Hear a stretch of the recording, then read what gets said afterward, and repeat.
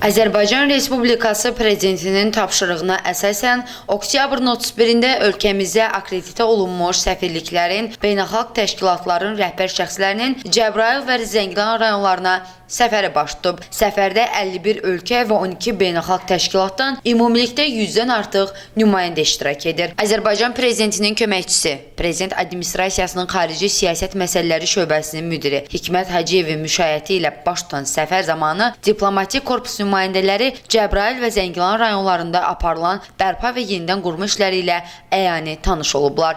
Onlar böyük qayıdış proqramı çərçivəsində uğurla icra olunan layihələr, habelə regionun strateji əhəmiyyətini artıran Zəngəzur dəhlizi layihəsi barədə məlumat əldə edir. Ağbənd qəsəbəsi ərazisindəki dəmir və avtomobil yolları ilə bağlı görülən işlərlə yenidən tanış olacaqlar. Nümayəndə heyəti əsas infrastruktur obyektlərinə, o cümlədən Zəngilan rayonunda DOS Agropark heyvandarlıq kompleksi və Həkəri çayının Zəngilan rayon ərazisindən keçən hissəsində yerləşən Həkəri dəmir yol stansiyasında baş çəkəcəklər. Zəngilan şəhərindəki yaşayış kompleksi, məktəb və uşaq bağçası binaları Zəngilan şəhər məscidinə baxış səfər proqramına daxildir. Diplomatik korpus nümayəndələrinin səfəri həyata keçirilən işlərin miqyasını və regionun inkişaf potensialını yaxından görmək, həmçinin işğaldan azad edilmiş ərazilərin davamlı bərpası, sosial-iqtisadi dirçəlişi və reinteqrasiya təmin olunması istiqamətində Azərbaycanın səylərini dəyərləndirmə imkanı yaradacaq. Qeyd edək ki, bu Azərbaycan Respublikası Prezidentinin tapşırığına əsasən işğaldan azad olunmuş ərazilərə